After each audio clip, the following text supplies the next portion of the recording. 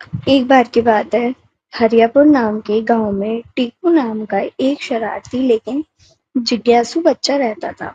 وہ ہر چیز کو مذاق میں لیتا، دوسروں کی بات نہیں مانتا اور ہر سمے کچھ نیا کرنے کی فراق میں رہتا۔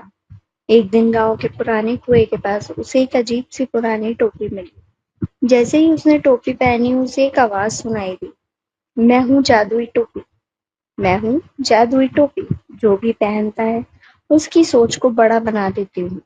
لیکن یاد رہے، ٹوپی کیول سمجھدار دلوں کے لیے کام کرتی ہے۔ ٹیپو کو لگا یہ تو کمال کی چیز ہے اور اس نے سوچا اب تو میں سپر ہیرو بن جاؤں گا۔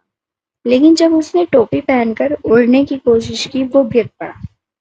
جب ادرشیہ ہونے کی سوچی تو سب کے سامنے پکڑا گیا۔ غصے میں آ کر اس نے ٹوپی پھینک دی، لیکن تبھی اسے دھیان آیا کہ ٹوپی نے کہا تھا سوچ کو بڑا بناتی ہوں، مطلب ٹوپی چمتکار نہیں کرتی بلکہ صحیح سوچ سکھاتی ہے۔ اگلی صبح ٹیپو نے ٹوپی پھر پہنی اور اس بار اس نے سوچا چلو اپنے چھوٹے بھائی کو پڑھائی میں مدد کرتا ہوں۔ اور جیسے ہی اس نے یہ نیک کام شروع کیا، اسے محسوس ہوا کہ وہ چیزوں کو جلدی سمجھنے لگا ہے۔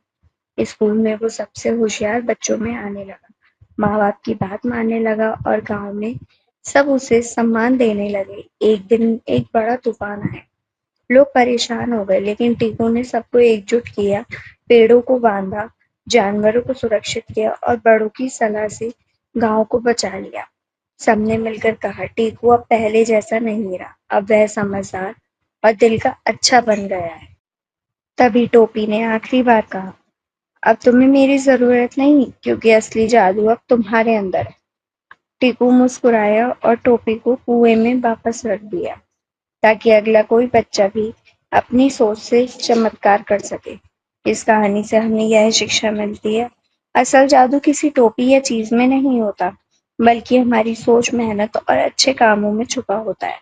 جب ہم دوسروں کی مدد کرتے ہیں، صحیح فیصلے لیتے ہیں اور سمجھداری سے کام کرتے ہیں، تب یہ اصلی چمتکار ہوتا ہے۔ سمجھداری، سنیم اور دوسروں کے لیے کچھ کرنے کا جذبہ ہی انسان کو بڑا بناتا ہے۔